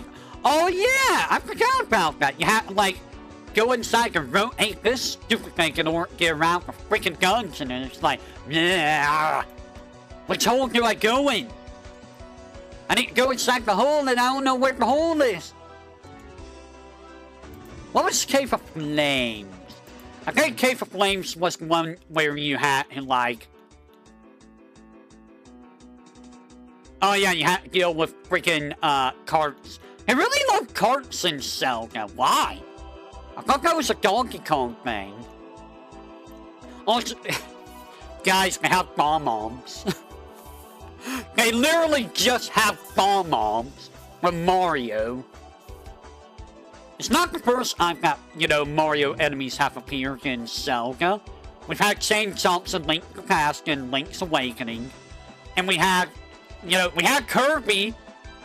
Kirby was the enemy in Link's Awakening, so, I mean, you know, And we had Goombas in Link's Awakening, and Cheep.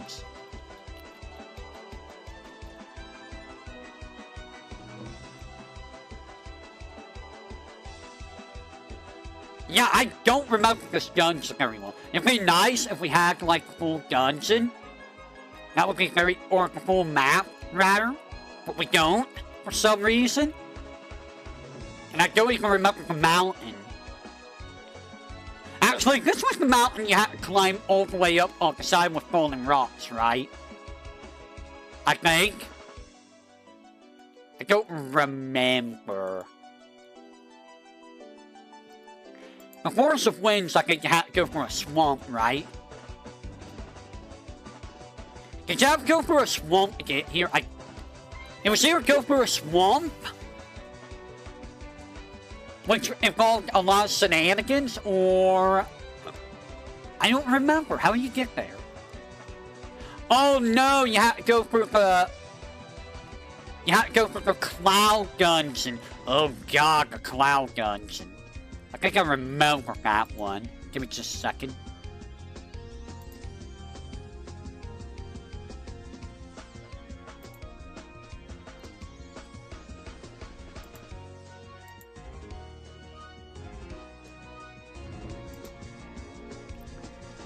Yeah, the Cloud Dungeon, I remember the Cloud Dungeon kind of being a bit of a pain in the butt. Was this a Cloud Dungeon? I don't remember.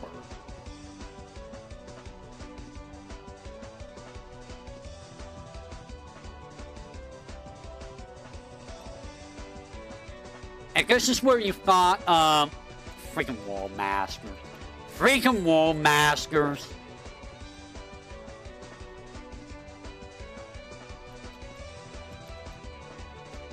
Let me look at this. Was this in the sky? I feel like this was in the sky, right?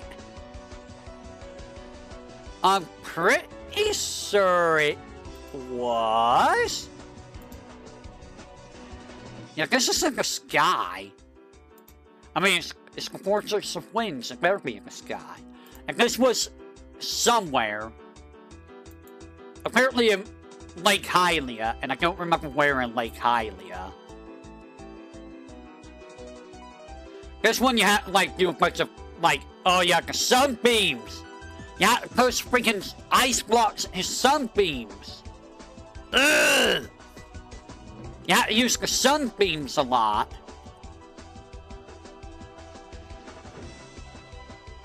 Blinders and spike traps.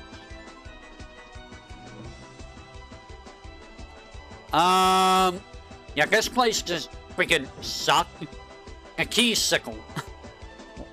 The key sickle.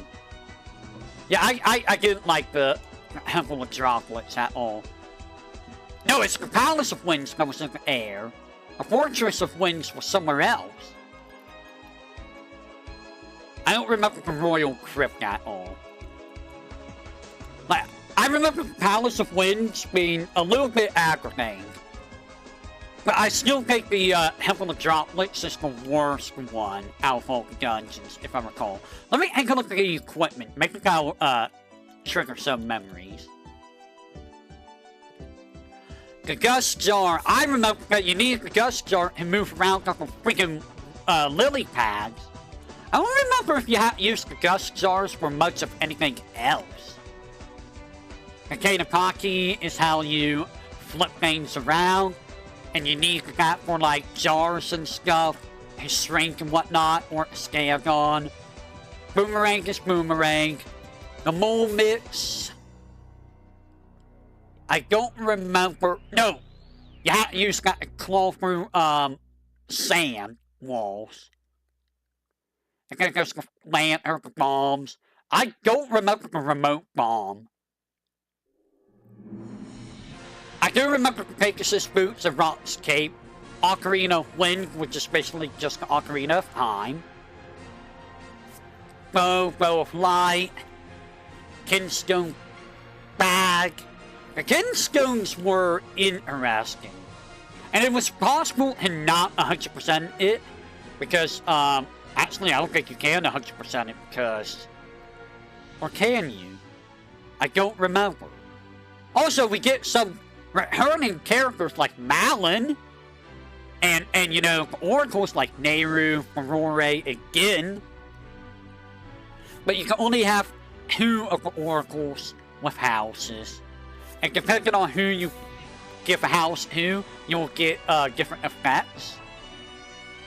Or different things. I don't remember who does what, though. It's the problem. But, like, trying to find all the key kinstone peoples is a little bit tough. I'm not gonna lie. Next in the Picani, dog food, on milk. Look at all these freaking bottles, dude. That's a lot of bottles.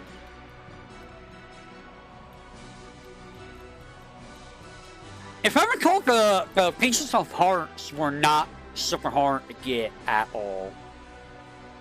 Like, the pieces of hearts were relatively easy. Slice of cake and slice of pie.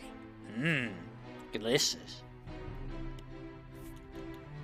But yeah, overall, Minish Cap is a very solid game.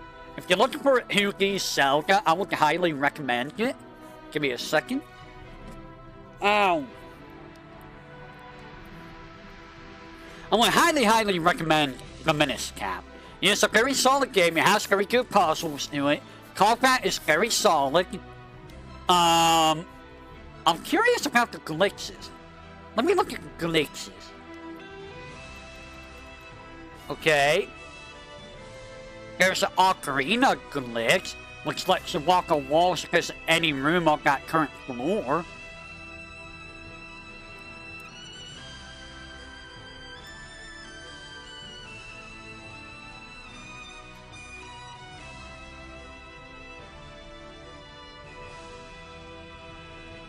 Interesting. Make the vulnerable wall sound famous. That's bad. You can make Link have a right hand. A physical smith's sword.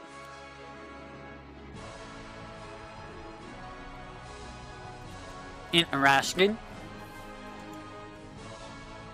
So yeah, again, overall, a very solid game. It's not very long here. I've finished it in 4 streams. So, that's to tell you how long it takes. Like, you know what? I'm gonna go to my channel real quick, and I am gonna tell you just how long,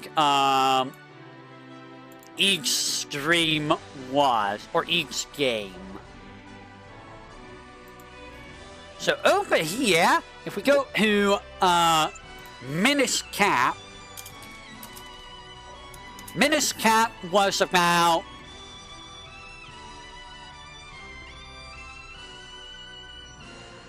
12, 13 hours. That's about how long Minish Cap took me. It took 4 streams, 12, 13 hours. Skyward Sword. Skyward Sword took 10 streams. So that's to give you an indication of how long that was. Twilight Princess. Twilight Princess took me 12 streams. Tears of the Kingdom. Tears of the Kingdom took 24 streams. So, that's the longest of the games right now. Breath of the Wild took 27. So Breath of the Wild was even longer than Tears of the Kingdom. And do I need to say anything about Link to the Past? I mean, do I really need to? I can finish Link to the Past in like 1 stream. Yeah, I finished it in like 4 hours. It's not very long for Link to the Past.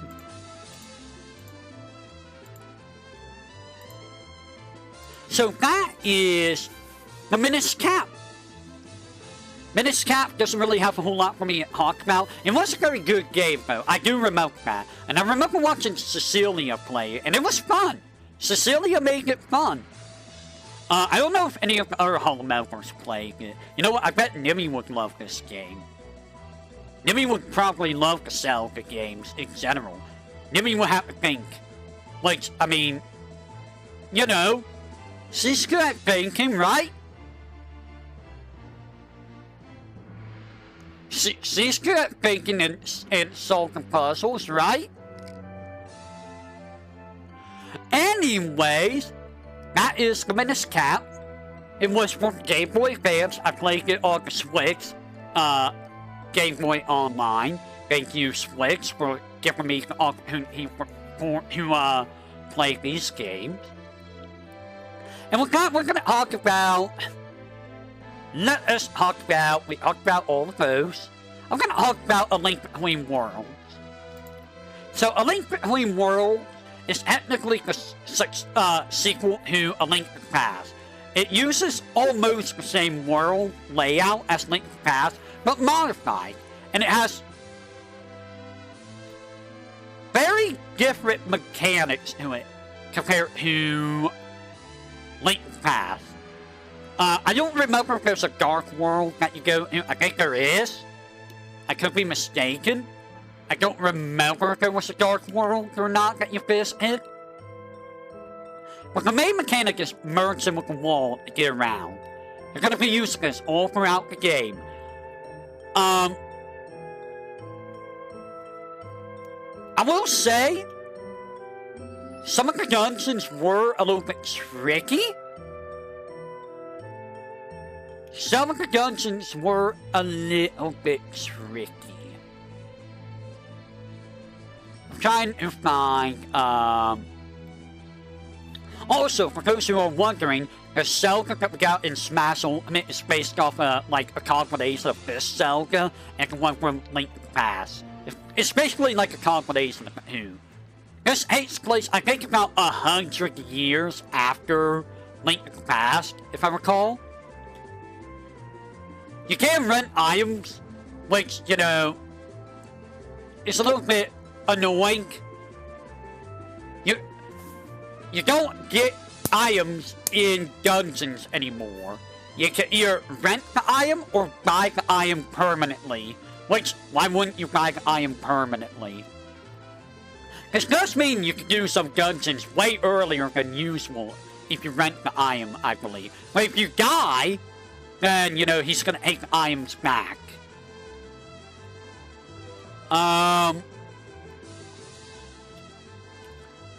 someone finished the game in 1 hour and 20 minutes. 3 hours for a 100% speed run. So let's take a look at the bosses. Do I remember the bosses? Some of these bosses, if I recall, are identical to,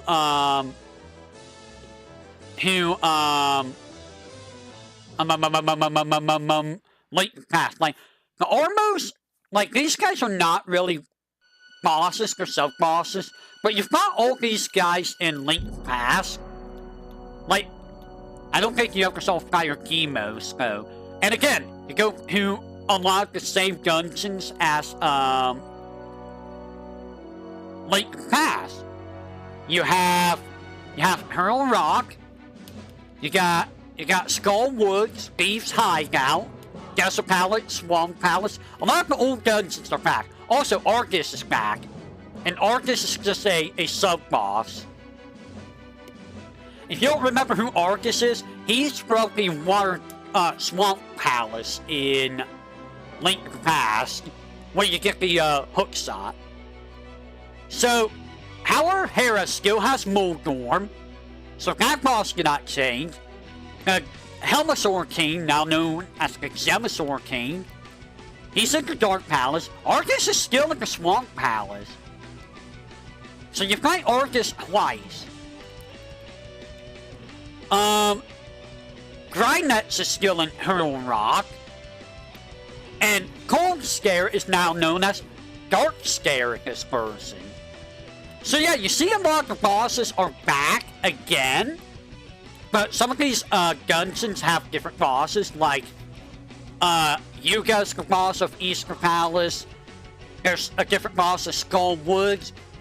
You know, you gotta have your Bongo Bongo You got a different class of beams hiding out. It's not flying anymore. Desert Palace is not the, Lamulus. I think they're called Lamulus, right? I don't remember if they're called Lamulus or not. And one of them, and you get a new dungeon in House of Gales. So House of Gales and Lorule Palace are brand new dungeons. They're all brand new. I think that's all that's brand new. I think everything else is identical to Link Pass. Are there any dungeons that you don't go back to? 1, 2, 3, 4, 5, 6. No! Well, aside from Ganon's Tower, that's the only one. So yeah, Ganon's Tower is the only one you don't ever go back to. Actually, you never go to, no, there's the Desert Palace right there. So yeah, every dungeon returns. True sequel to, Link to the Past indeed. Apparently you can fight Gramps as a boss. And I think most of the items, I don't remember if the items are the same or not. The hammer's back.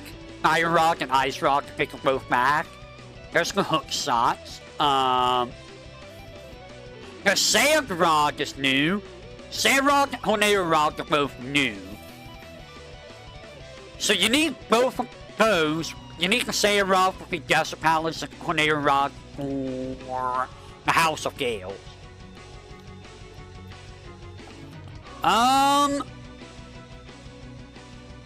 The items Mit's back. Pegasus boots are back. Apparently, not all of the items are back. I remember the Mice. Do you remember the Mice? I remember the Mice. Mice. So, what does not come back? We don't have the Magic Cape. We don't have the Cane of Samaria or the Cane of Birna. We don't have the Medallions. Which, I mean, you don't really use the Medallions much in Link Pass. I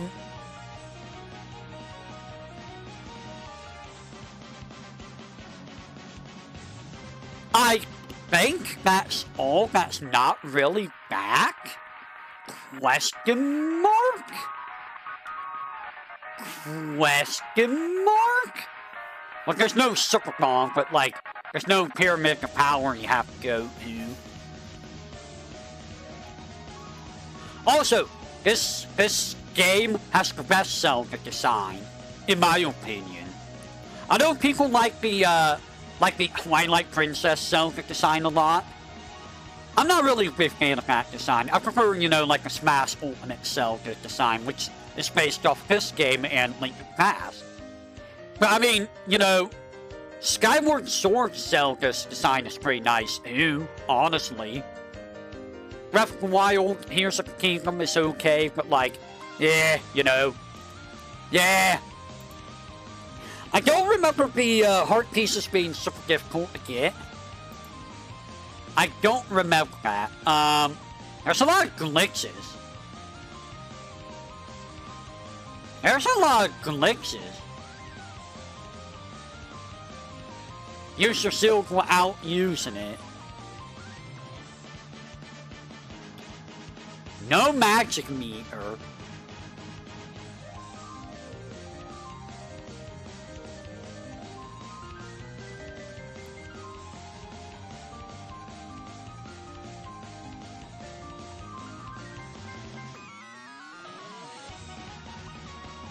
Interesting.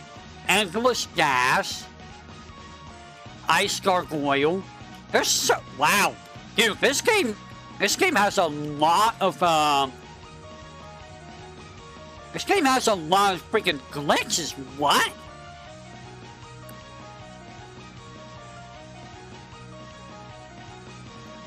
That is insane.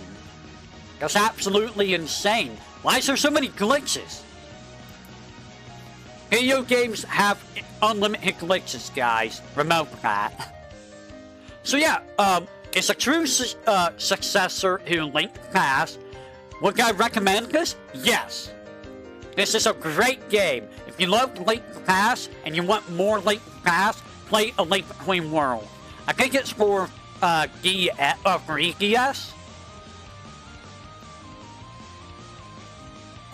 Is it for 3DS? Yes, it's for 3DS. So if you have a 3DS, I would highly recommend picking this up. Honestly, I really hope that at some point they decide to port some of the 3DS games over to, you know, the Switch 2.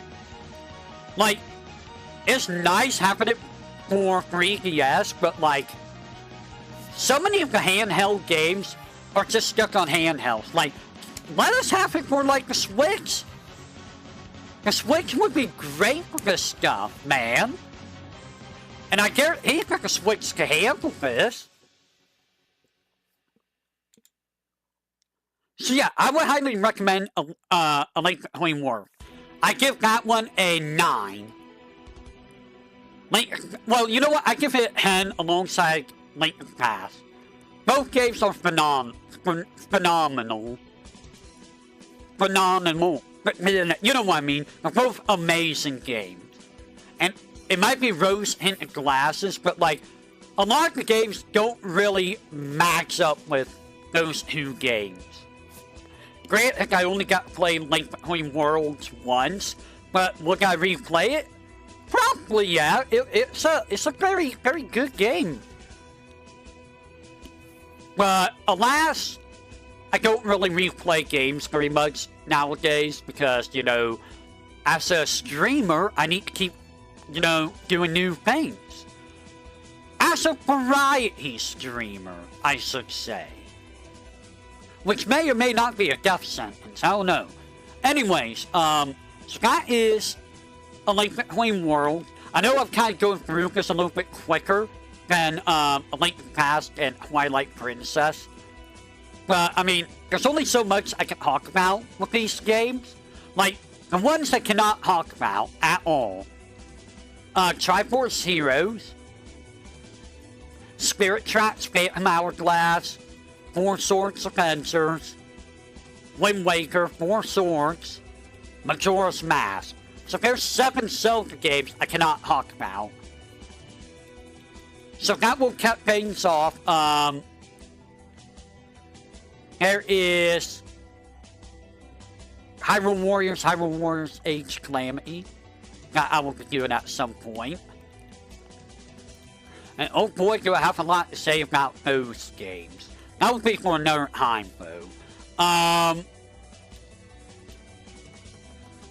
What do I have next? I have Zelda 1, Zelda 2, Link's Awakening, the Oracle games. Honestly, I think we're going to call it here for today. We did 1, 2, 3, 4, 5, 6 games today alone. We did 6 of them. One of them was basically combined. I think that's good enough for today. We need to save enough for another stream, right? And let me tell you, there's going to be enough for another stream if we go to the Hyrule Warrior game. Alright, so I will say until next time, everyone, whenever that may be. I don't know when we're going to be back to this, but we will be back to this at some point. Tomorrow, we will be doing Legacy of Lunatic Kingdom. Monday will be Devil May Cry 4. Tuesday will be Metal Gear Solid 5. And Wednesday will be Power Instinct Max Melee. So I will catch you all next time, whenever that may be. I'll catch you all on the flip side of the way.